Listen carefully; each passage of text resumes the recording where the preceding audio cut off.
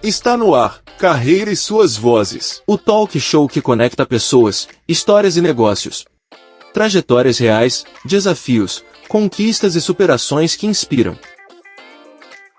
Apresentação da empresária e mentora Cláudia Cardillo.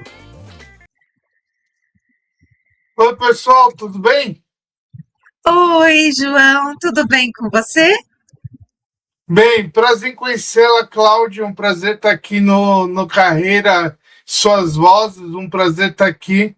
Meu nome é João Carlos Bueno Habitante, contador, especialista em criptomoedas e empreendedor autista. Olha, você já fez toda a apresentação, seja muito bem-vindo ao meu podcast Carreira e Suas Vozes. Eu sou Cláudia Cardillo e hoje nós vamos falar sobre um tema que une inovação, propósito e transformação social com o João Carlos Bueno Habitante, que é empreendedor da neurodiversidade. João, seja muito bem-vindo. Obrigado, Cláudia. Um prazer estar aqui. Fico muito feliz com a sua presença, porque nós vamos poder entender melhor a sua trajetória pessoal e o que te influenciou nas suas escolhas, como o hiperfoco pode se tornar uma vantagem estratégica e por que as empresas precisam urgentemente, João, repensar nos seus modelos de contratação. Então, para você que nos ouve, para você que nos assiste, fique com a gente até o final, porque essa conversa promete abrir novas perspectivas sobre talento, inovação e futuro do trabalho. João, me conta sobre a sua jornada pessoal. Você é formado em Ciências Contábeis na Unixul e o que te levou a descobrir a sua veia para o empreendedorismo? Cláudia, meu pai é contador. Meu pai é contador. As pessoas que trabalham com... Eu lembro que desde criança meu pai me chamava... Meu pai é perito. Então ele chamava para fazer, ajudar a trabalhar. Eu comecei juntando nota fiscal, colocando em ordem nota fiscal para o meu pai.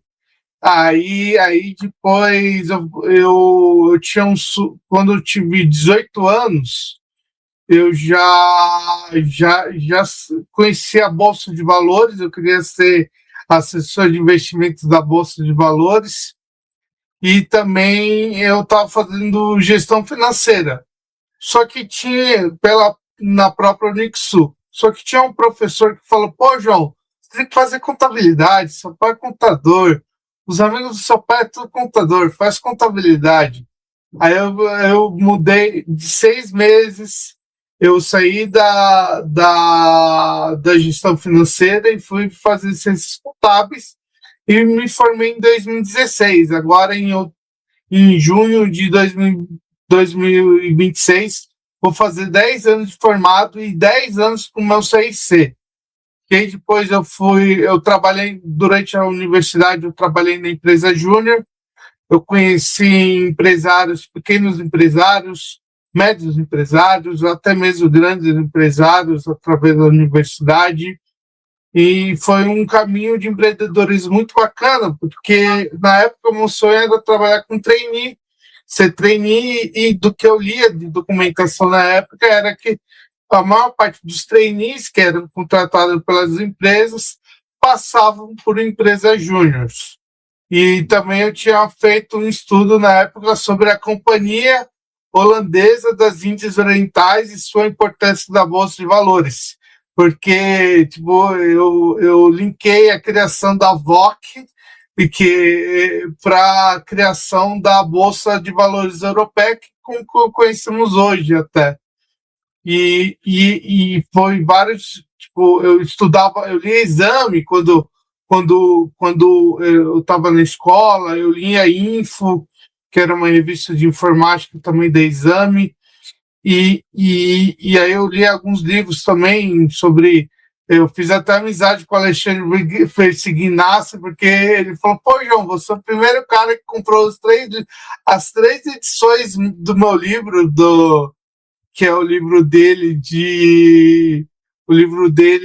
que fala sobre economia, e que é o Crash. Aí eu comprei as 3 edições do livro, ele ensinou as 3 para mim depois, quando eu conheci. Fiz amizade com ele, foi muito bacana. E eu fui trabalhando, empreendendo, como não passei nos processos seletivos, aí fui empreendendo, né, Cláudia? E isso é maravilhoso porque você tem um talento nato, né? Você tem uma memória muito boa, né? Você entende de números e contador precisa entender de números, né, João? Mas não é só de números. Hoje, um contador, quando você está empreendendo, é uma coisa que a gente não aprende na universidade, que eu acho que é, a, muitas das coisas que eu aprendi nos últimos 6 anos aí foi muito por causa da pandemia, porque eu não tinha uma presença digital, até, na verdade, até tinha, mas a minha presença era no LinkedIn. Eu, eu, eu escrevi no LinkedIn como a Receita Federal vai saber que você tem bitcoins há 8 anos atrás. E aí isso daí acabou acendendo nos grupos do Facebook, falando, pô, o pessoal foi me conhecendo, tudo, e acabei trabalhando um pouquinho, durante um mês, assim, na Foxbit. Trabalhei no que seria, na época, a Foxbit era um escritório que eles ficavam num co-work, tinha no máximo ali 10 funcionários, e hoje é uma das maiores corretoras de Bitcoin do Brasil, que eu conheço também, o João Canhada, na época o João Paulo Oliveira, o Guto, que acabou falecendo, e um amigo meu também, o Eduardo Jataí, que foi o meu ex-chefe da empresa que eu trabalhei com ele, a Eolin.app, o maior cripto back-office do país. Uau, que coisa maravilhosa isso, né? E você lembra de todos os nomes, né? Isso é impressionante. Às vezes a gente, nossa, como é que ele chama mesmo? Você lembra de todo mundo, né?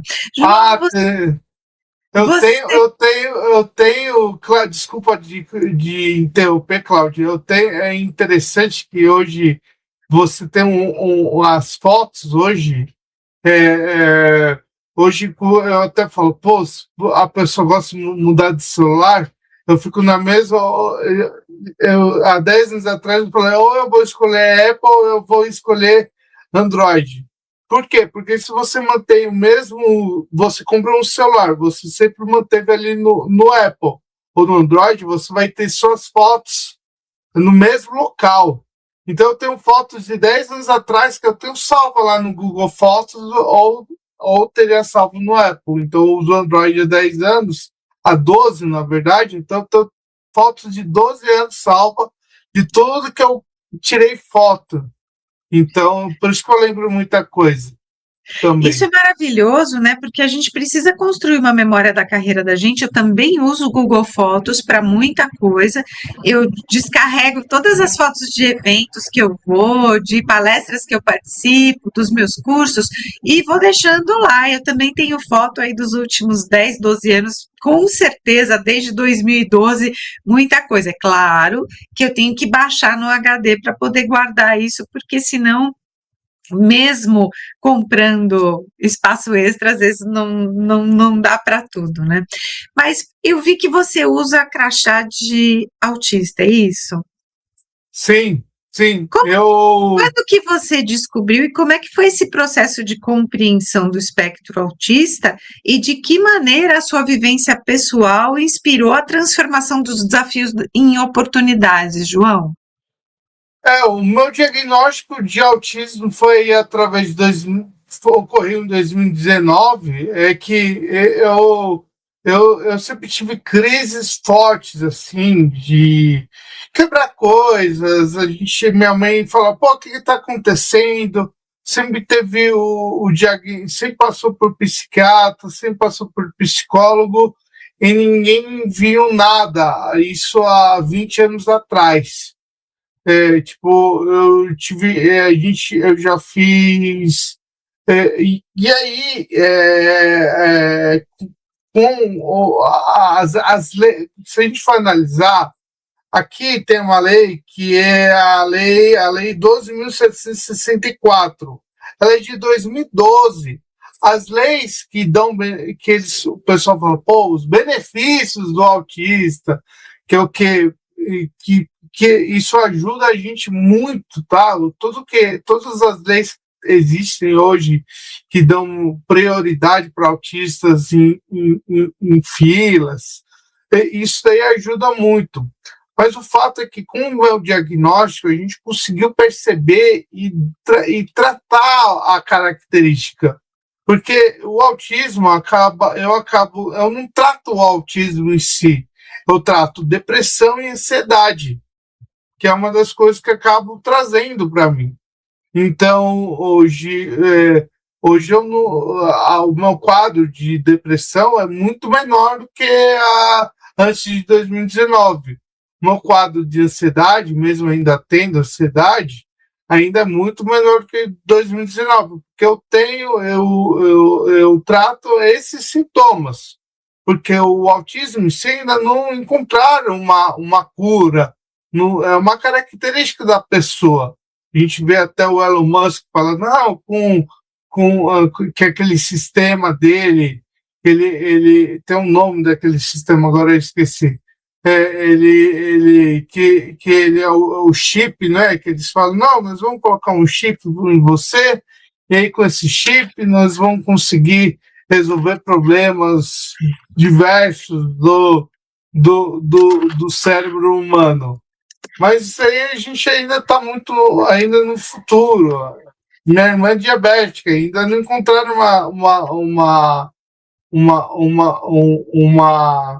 uma cura para diabetes. Então é isso, a gente é uma característica com o avanço da ciência, o avanço das informações, cada vez mais está tendo diagnóstico de pessoas com autismo. A gente percebe que tem aumentado muito o diagnóstico, porque muita gente, como você, também não sabia que era autista, né? E, João, me fala uma coisa, você já está sendo apontado como um dos principais contadores do Brasil na área de criptomoedas e Bitcoin. Você acredita que o hiperfoco e as suas habilidades analíticas ajudaram a desbravar essa tecnologia tão complexa?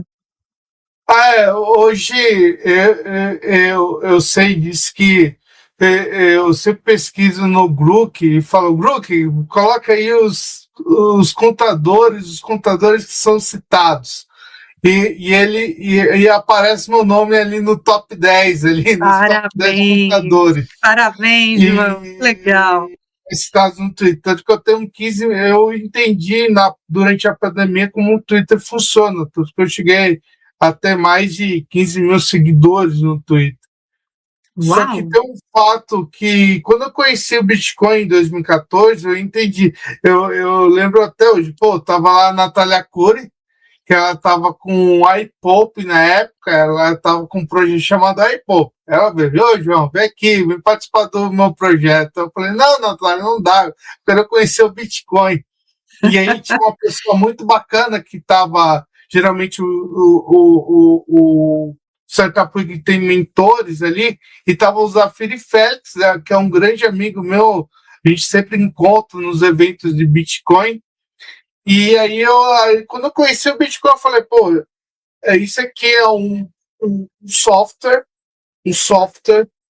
que é peer-to-peer entre pessoas, e era uma coisa, eu sempre fui fascinado por sistema financeiro, eu queria trabalhar com fintech, tanto que eu participei do primeiro Startup Week de fintech do Brasil. E a gente olhando ali, eu falei, isso aqui é muito legal, eu gostei disso daí. E as pessoas que sempre trabalhavam com computação nos anos 2000, eles são grandes conhecedores do Bitcoin hoje. São pessoas que ajudam muito na comunidade Bitcoin no Brasil. E aí eu fui estudando Bitcoin, a técnica, a prática e depois as normas, porque teve muito debate de leis. A lei que existe hoje é debatida há mais de 10 anos. Nossa, é bastante tempo, né? Precisa de uma atualização aí, né? E eu sei que você é uma pessoa que se envolve muito, inclusive, com projeto social, né? Você criou o projeto Autista Empreende. Qual foi a faísca, ou qual foi a motivação que te fez perceber que a comunidade autista precisa desse ecossistema? Bem, o Autista Empreende eu criei porque eu estava num momento empresarial que eu queria, tipo, a gente sempre fala, pô, tem que ganhar dinheiro, tem que ganhar dinheiro, mas a gente tem que ganhar dinheiro, não só ganhar dinheiro, mas tem que trabalhar com um propósito. E aí um mentor meu, o Glauber, falou, João, você precisa trabalhar com um propósito e você é autista porque você não cria um projeto para ajudar autistas empresários. E então eu falei, pô, então eu vou pesquisar alguma marca que não existe. Aí eu encontrei o Autista Empreende, que na minha visão inicial era ajudar empresários que estão começando, e eu vou dar consultoria pro bono para esses empresários. Então, que são autistas. Então, as pessoas com autismo que. Só que aí depois a gente analisou que tem outra seara. Que o quê? A contratação de pessoas com autismo, que é o empreendedorismo. 85% das pessoas com autismo hoje elas não trabalham. Tem dificuldade de conseguir emprego, ou estão em subempregos. Então, hoje eu vejo que eu ainda dou consultoria para pessoa com autismo. Se a pessoa fala, João, tem autismo aqui, converse comigo durante uma hora aí para eu entender como que eu consigo emprego, como que eu consigo trabalhar, como que eu consigo seguir o projeto. Eu vou lá e dou a consultoria gratuita para a pessoa. Tanto que eu chego nas empresas e falo, ó, se você me ajudar se eu vou contratar minha palestra, eu dou tantas horas de consultoria para micro e pequenas empresas, para contratação, para gestão de pessoas com autismo. Eu faço esse tipo de troca. João, me fala uma coisa: quais são as maiores barreiras que um empreendedor ou um autista que está no espectro autista enfrenta ao tentar abrir o seu negócio ou manter o seu negócio aberto? Hoje tem várias barreiras.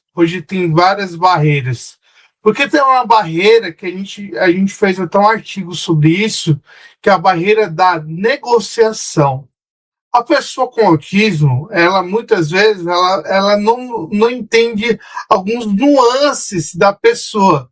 Se ela está se ela tá agindo de má fé, se é uma pessoa que é amiga, se é uma pessoa que tem vários nuances, sabe? Pequenos traços que uma pessoa consegue perceber, uma pessoa sem deficiência consegue perceber, a pessoa com autismo não consegue. Então, muitas vezes, ela pende na negociação. Então, a negociação, por exemplo, você vai negociar um contrato. A pessoa com autismo, dependendo da forma que ela for negociar esse contrato, ela vai levar sempre, dependendo da forma que é negociado esse contrato, a pessoa com autismo ela pode perder a receita ali, pelo fato da pessoa poder estar levando vantagem. A gente vê pessoas, eu jogo Pokémon Card Game, as pessoas levam vantagem do Pokémon Card Game sobre mim. Imagine se eles não vão se eles não vão levar vantagem num contrato de alguns de 5, 10 mil reais para economizar. Então, e também eu vejo, estamos em crise. Se eu tenho uma crise, a pessoa, de repente, não consegue identificar se a pessoa com autismo está em crise. Então, é um momento, pô, João, você está em crise, vamos falar outra hora, vamos tentar negociar. Eu acho que, principalmente na parte da negociação, que eu vejo uma dificuldade, até minha mesmo, que o autista tem na parte de empreendedorismo. E aí precisa haver também uma compreensão das pessoas que trabalham em torno, né? Que é o que você falou. Às vezes você está em crise e os outros não percebem, mas não percebem porque não querem perceber ou porque não pararam para olhar com acolhimento, com cuidado, com escutativa, né? Então é muito importante quando a gente trabalha num time, todo mundo estar atento à situação do autista para poder ajudá-lo numa situação dessa, né?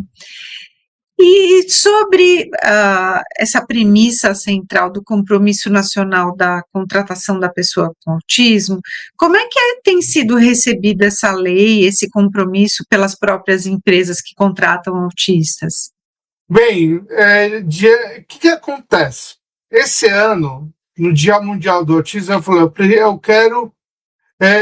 quero criar um compromisso nacional da contratação da pessoa com autismo, que eu vejo até mesmo não só na pequena empresa, mas nas grandes empresas, dificuldade em contratação.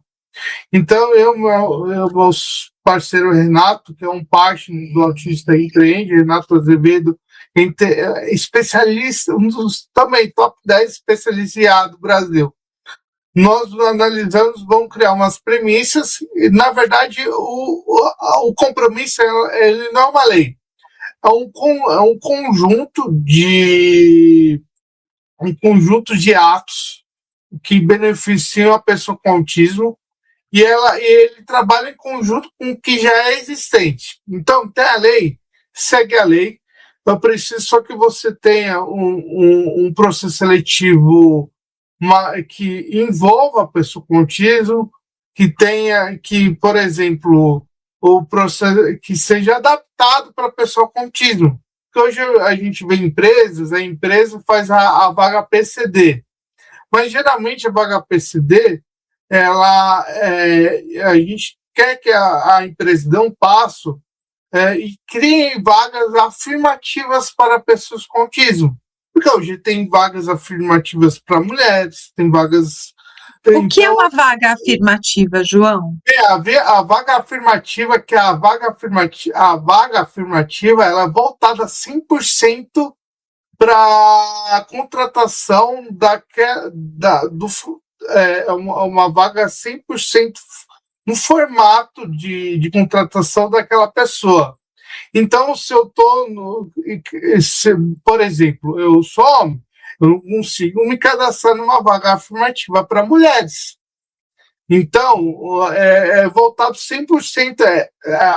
No final da contratação, a vaga vai contratar uma pessoa com autismo. Ela não vai contratar.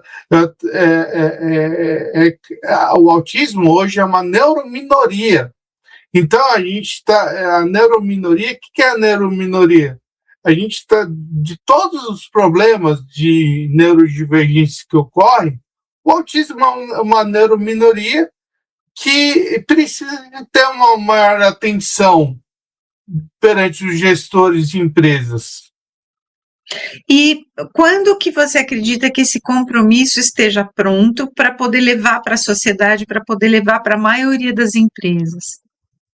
Nós já temos uma base do compromisso, a gente criou a primeira versão, depois eu posso passar para você, Cláudia, para deixar nas suas redes. A gente já criou uma primeira versão do compromisso, um modelo de até para a pessoa publicar no LinkedIn, dando exemplo de como a pessoa pode publicar no LinkedIn, fazer texto. E aí a gente tem essa primeira versão. E aí agora nós estamos conversando com as empresas. Hoje mesmo eu saí de uma reunião rapidinha aqui com a JDE, uma maior empresa de produção de café. Então eu falei, JDE, abraço meu compromisso, vem conversar com a gente. E eu quero abraçar mais empresas. Porque o projeto Autista Empreende, ele não está para competir com as empresas que trabalham com recrutamento de seleção. Nós estamos aqui para agregar recrutamento de seleção. A gente, eu até entendo, tem uma verba, eu não consigo pagar para o João trabalhar. Tem empresas que acontece, João, não consigo te pagar um valor. Tanto que eu já fiz até propostas de trabalho, então um modelo que até foi elogiado por empresários, eu fiz um modelo de proposta de trabalho que a pessoa, eu trabalho através, eu ganho menos, um salário menor do que eu receberia, mas eu trabalho com KPIs que é o chamado que é o quê? As metas. Você cria metas, vou melhorar a gestão do fluxo de caixa, vou melhorar algum ganho, trazer clientes novos para essa empresa. Então, a partir disso daí, eu vou criando. No primeiro momento, eu trago para você, você vai me contratar, mas você, ao invés de me pagar um salário de 10 mil, me paga um salário de 2 mil, e aí eu vou trabalhando esse projeto para que no futuro você pague os 10 mil, mas todo mundo vai estar ganhando. É o ganha-ganha que a gente fala, não o perde, só um perde e o outro ganha. A gente precisa olhar para isso com muito cuidado, porque todos têm direito a trabalho, né? Todos precisam ter direito a um salário digno, e é o que você falou, né? O autista não pode ser, nem o autista, nem qualquer outro deficiente pode ser enganado numa contratação, né? Por que, na sua opinião, João, as empresas estão perdendo vantagem competitiva ao insistirem nas contratações de padrões tradicionais de recrutamento? Hoje, o que acontece? Quando uma pessoa com autismo, quando ela faz um processo seletivo, e aí, por exemplo, ela tem uma rigidez cognitiva. E aí, essa rigidez cognitiva, quando ela faz um teste, principalmente a questão do teste fit cultural, alguns testes empresariais, que ela acaba não passando. Ela acaba não passando no processo seletivo, por causa desses fits culturais e pela rigidez. Então, hoje tem até uma pesquisa da McKinsey que diz que as empresas perdem com competitividade e as empresas estão vendo que quanto mais diversidade dentro dos seus grupos, elas vão ganhar mais, vão gerar mais valor e receita para a empresa. Então, hoje, o que acontece? A empresa conseguindo trabalhar, quando ela vê que é um autista, ela conseguir trabalhar em testes para analisar se o autista consegue, por exemplo, entregar o que ele consegue fazer dentro da vaga, que é aquilo lá, o hiperfoco. Qual que é o seu hiperfoco? Primeira coisa que a empresa fazer, quais são os seus hiperfocos dentro que você trabalha? Que hoje a gente tem que analisar que também é o autista nível 1 e nível 2 de suporte, consegue trabalhar. Eu sou nível 2, eu consigo trabalhar. Só que o nível 3, aí ele precisa, o nível 3 de suporte, por exemplo, ele precisa de mais suporte, e muitas vezes ele não consegue trabalhar. Então, esse aí a gente acaba, a gente até fala, nível 3 é um trabalho mais específico, porque ele precisa de ajuda do INSS, ele precisa de mais. Aí sim entra a lei, ele precisa de leis protegendo esse autista nível 3. Porque um dia a família não pode estar ali. Então ele tem que ser protegido por leis.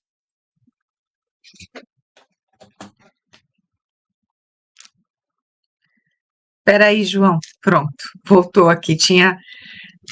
Eu coloquei. Ele deu uma cortada. Ele deu uma cortadinha porque eu coloquei o interruptor na tomada. Eu fiquei com medo aqui de acabar a bateria porque ele acendeu a luzinha. Ainda tinha 40 minutos, mas eu decidi colocar na tomada.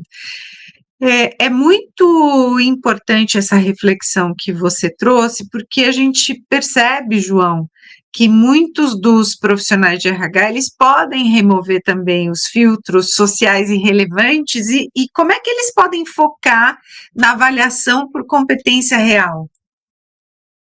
Hoje uma competência real, por exemplo, o último trabalho que eu fiz foi competência real, com o meu amigo Eduardo. O Eduardo falou, João, preciso que você faça o trabalho.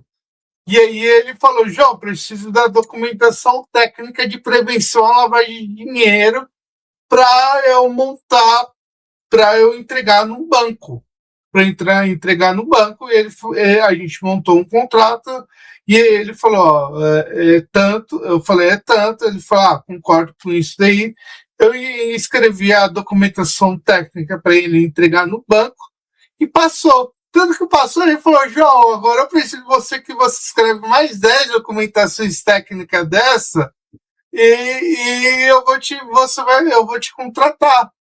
Então, eu acho que esses projetos, porque muitas vezes as empresas montam para a pessoa criar projetos, só que ela fala, cria um projeto aí, faça algo técnico da sua área, só que ela acaba ou não pagando, ou não, ou depois falando, a vaga é fechada, eu não vou te contratar, porque no final ela contratou um freela.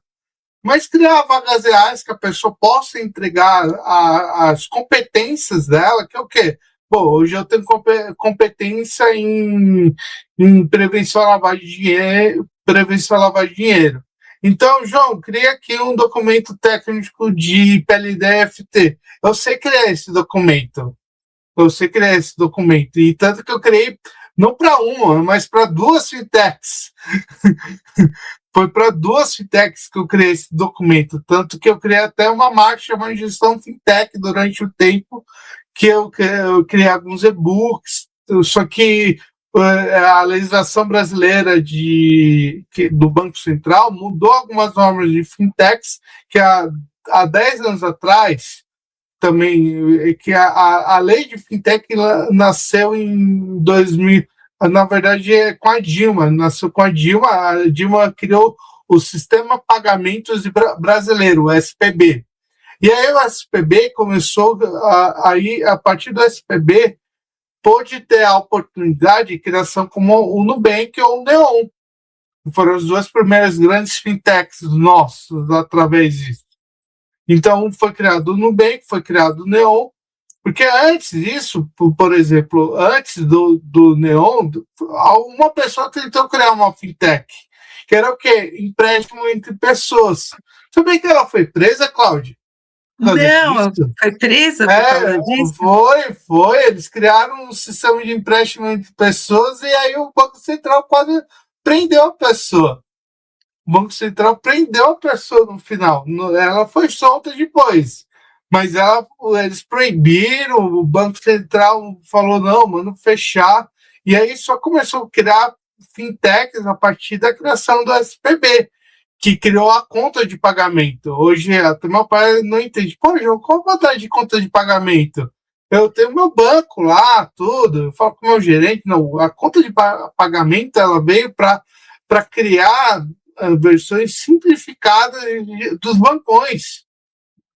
E hoje, isso aqui, a legislação atual fez que, mesmo a SPB, que é a empresa que tinha os não participantes do SPB e os participantes do SPB, que eram as fintechs reguladas e fintechs não reguladas. Hoje, todo mundo precisa ser regulado pelo Banco Central, porque essa norma foi atualizada. Então, hoje, para você criar uma instituição de pagamento, precisa de um capital mínimo de 31 milhões de reais. E as pessoas cumprem com isso, João? Hoje, eles precisam cumprir, porque senão o Banco Central vai lá e fecha. Hoje, nós estamos vendo uma era do Banco Central que cada vez mais estamos vendo instituições financeiras sendo fechadas por cometerem fraude, golpes. Então, a gente está vendo aí pelas notícias, está sendo noticiado isso. É claro, a gente vê o bancão sendo fechado, mas recentemente foi fechado uma sociedade de crédito que representava 0,00002,262, entendeu? Então, eles analisam isso, com quanto que representa do sistema financeiro nacional essa fintech. Então, o Banco Central, junto com a CVM, eles estão indo atrás de empresas fraudadoras. E agora é tudo muito mais transparente, né? A própria Receita Federal, quando ela mudou, ela já deu essa abertura, né, para essa transparência dos números, dos resultados. Então, o banco que não se enquadra, né, que traz golpes para o mercado, com certeza ele vai fechar as portas mesmo, né? Sim, sim. E também, com a reforma tributária, vai ocorrer uma transferência fiscal também do Brasil. Porque a reforma tributária não é uma reforma só dos tributos, é uma reforma econômica e social brasileira. Então, hoje o empresário, eu como contador, então a gente fala muito sobre que o empresário ele está se preparando para 2027.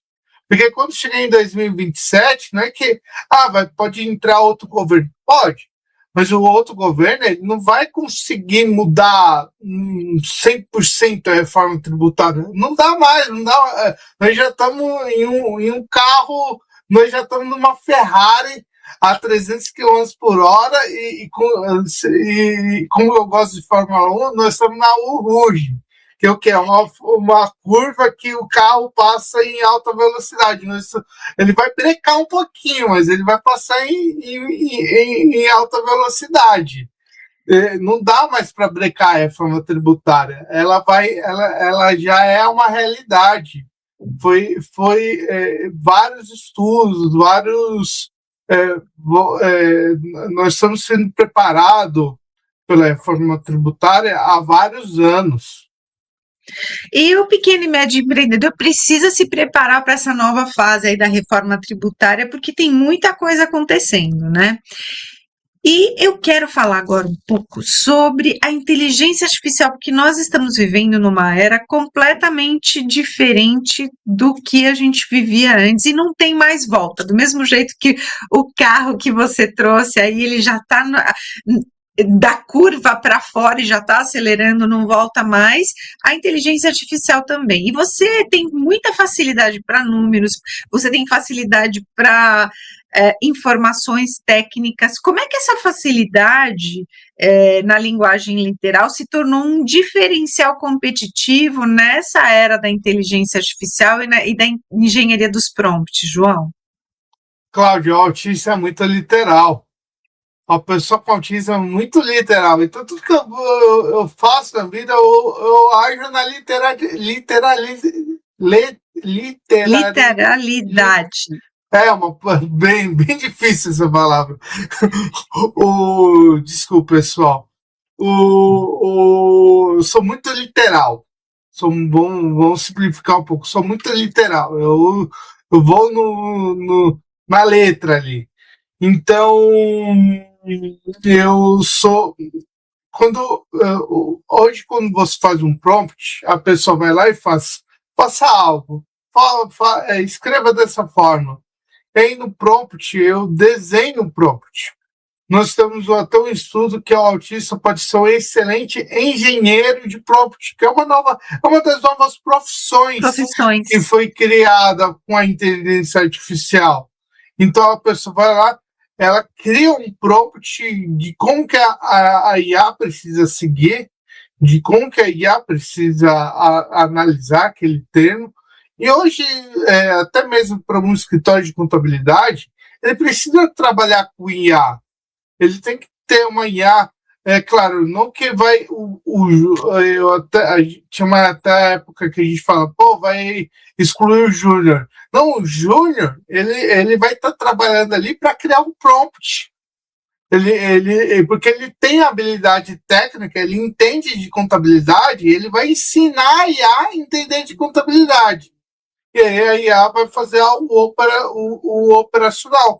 Porque a IA tira a parte operacional e coloca o analista fazer o que ele precisa fazer. Analisar aquela situação para ver se está certo ou errada. João, eu percebo que nesse momento de IA, a comunicação ela tem sido mais linear, as pessoas estão falando melhor, porque elas também precisam se comunicar com a máquina, e a máquina precisa receber um prompt detalhado.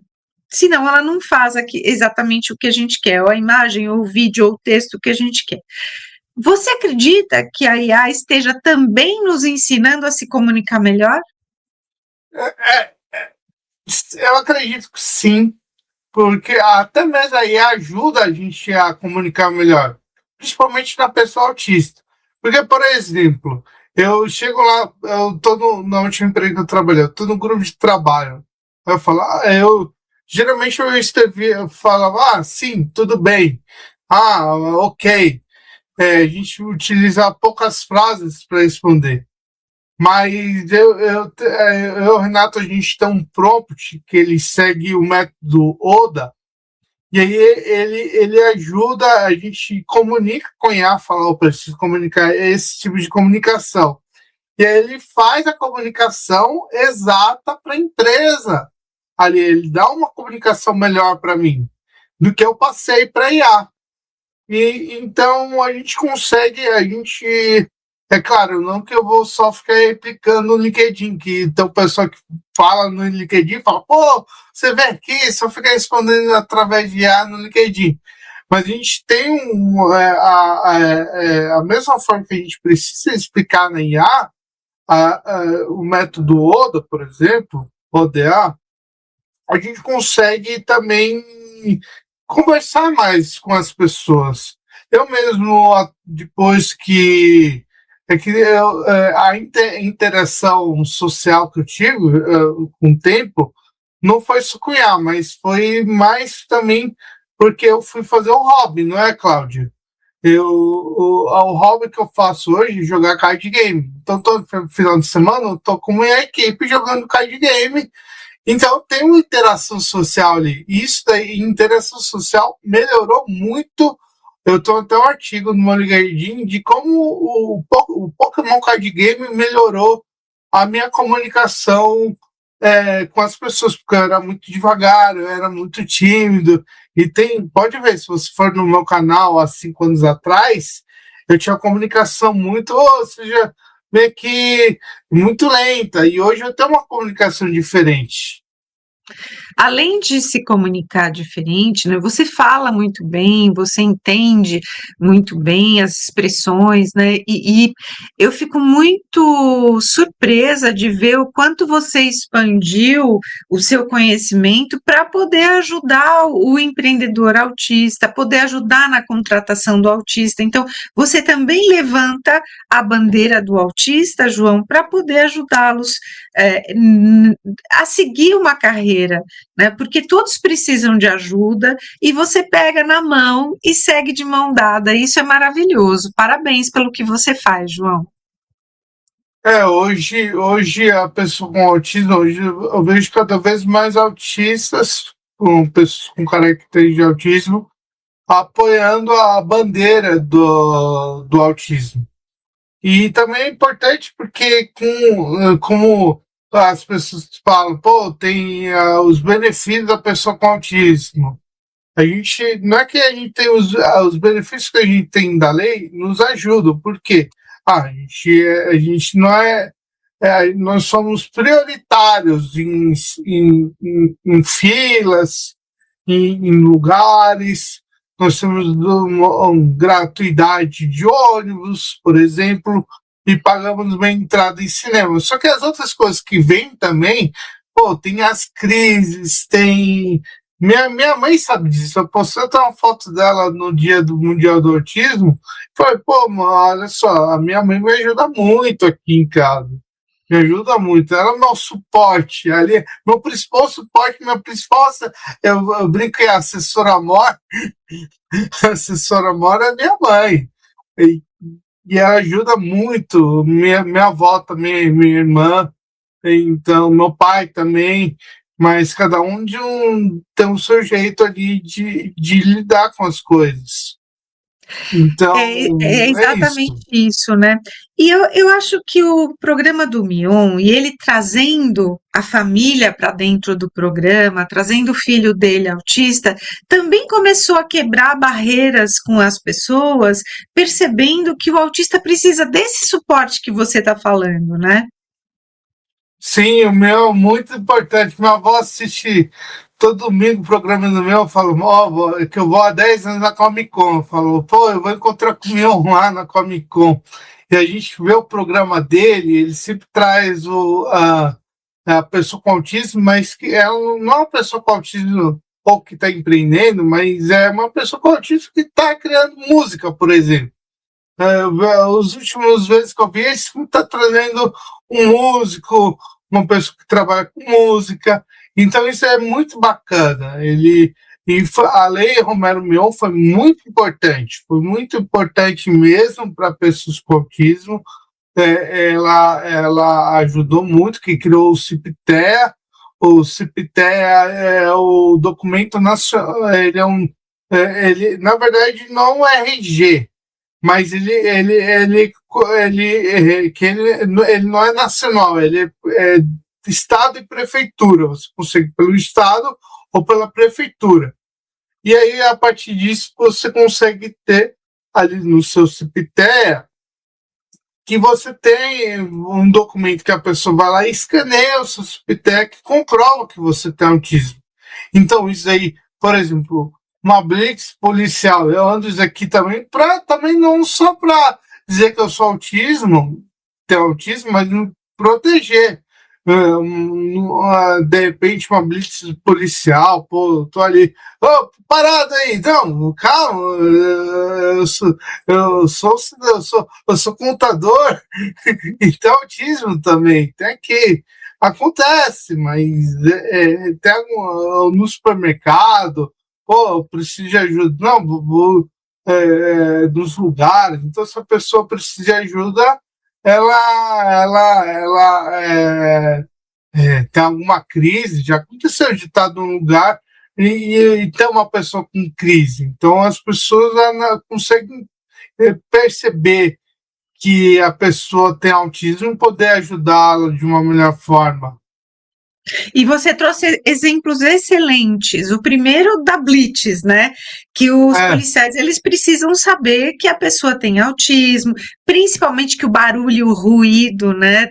Da sirene do carro da polícia também incomoda, né? Então, eu até vi na televisão há uns 2 meses atrás uma blitz com um casal, mas com uma criança autista no carro e a sirene estava ligada, né? E a criança começou a chorar. E o policial ele não conseguiu entender por que a criança estava chorando. E os pais pedindo para desligar exatamente porque ele era autista, mas como ele estava sem o cordão, então eles não identificaram imediatamente. Você trouxe um exemplo fantástico aqui, e o outro é que a gente pode estar no banco, na feira, no hospital, no supermercado, andando na rua, e uma pessoa tem uma crise e a gente sabe que a gente pode pedir ajuda e informar o que está acontecendo com aquela pessoa a partir do crachá que a pessoa utiliza no cordão, né? Então, isso é extremamente importante. João, eu estou adorando a nossa conversa, mas a gente está chegando no final da nossa entrevista, faltam alguns minutos aqui, e eu quero completar a nossa entrevista, eu quero que você diga para o jovem ou para o adulto, né, que descobre que é autista já adulto, que sonha em ser empreendedor, mas teme que a sua criatividade seja subestimada, qual é o seu principal conselho para que as pessoas possam continuar crescendo? Hoje, não sou empreendedor, mas também intraempreendedor, que é a pessoa que trabalha empreendendo dentro de uma empresa. Mas eu acho que o principal fato é você mostrar o seu trabalho, você mostrar o que você faz. Quanto mais você mostrar o que você faz no seu dia a dia, não só o trabalho, mas os seus hobbies também. O que você mostrar, o que você gosta, ter um canal no YouTube, eu acho que é importantíssimo. Eu já falo, eu brinco com os contadores, que a gente tem uma semana de contadores, falo, pessoal, cadê o seu canal no YouTube? Canal do YouTube eu acho que hoje é essencial. Por isso que você tem 200 inscritos.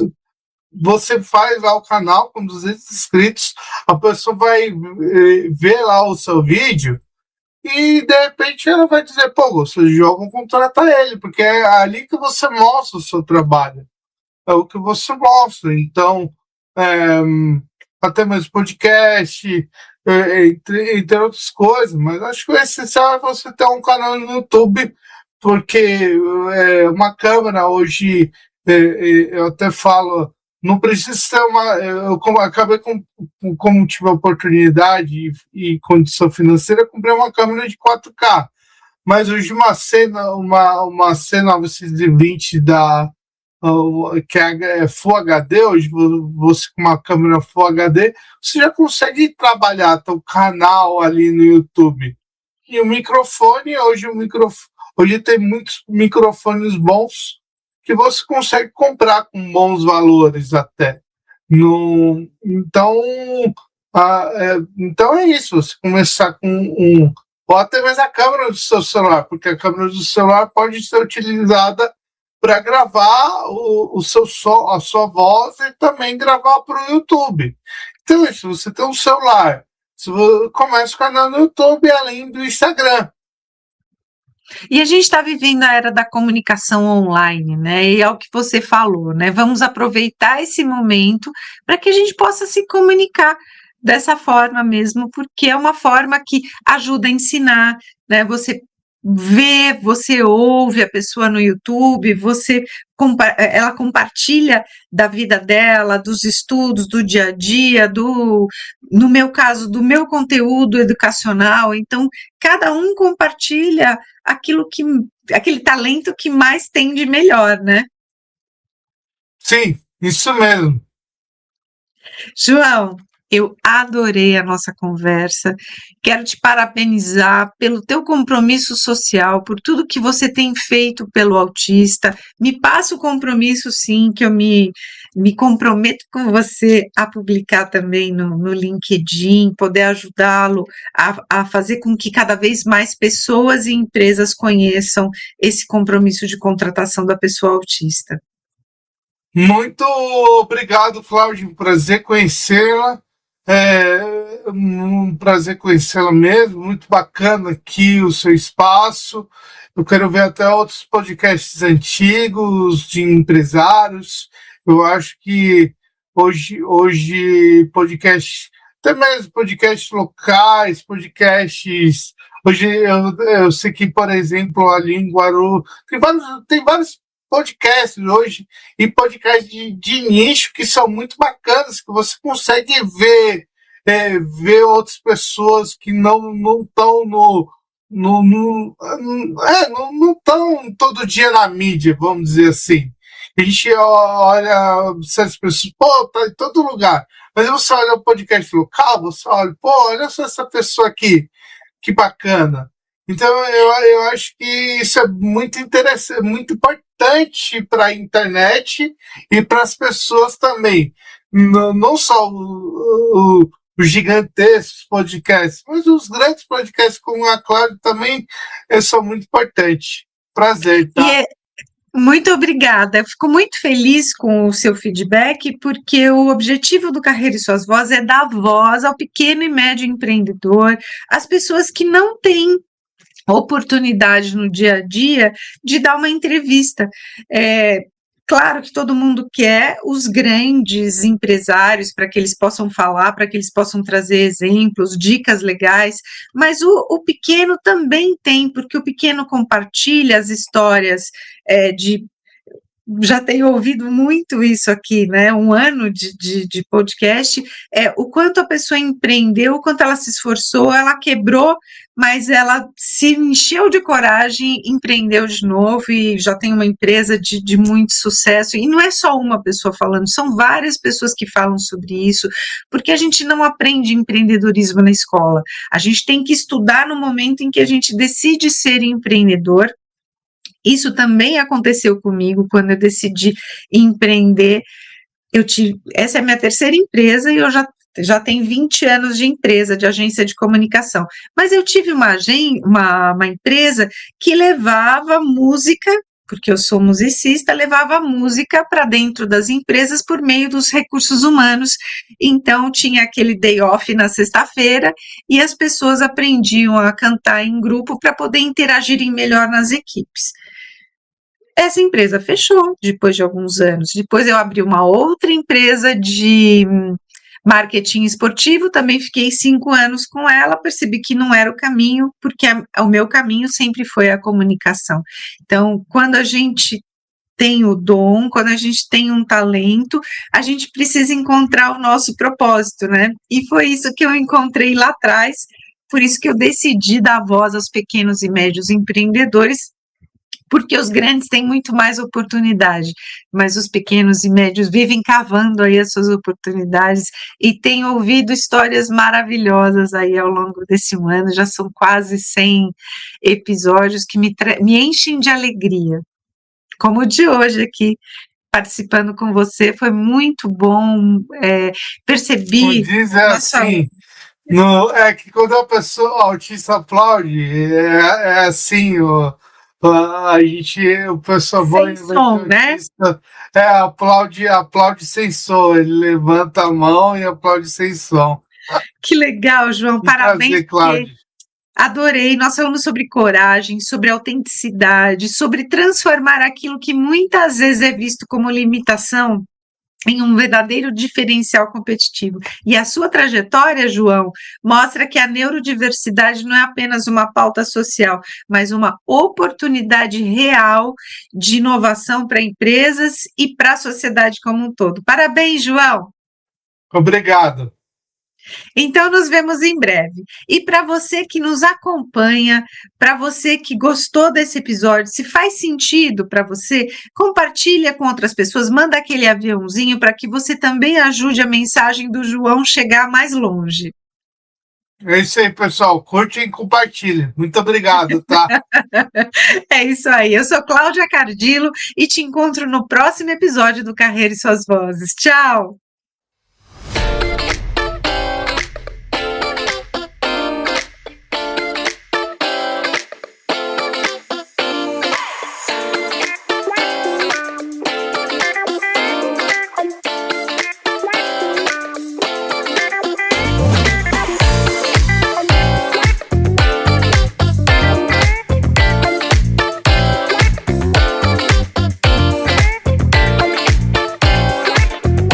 Carreira e Suas Vozes.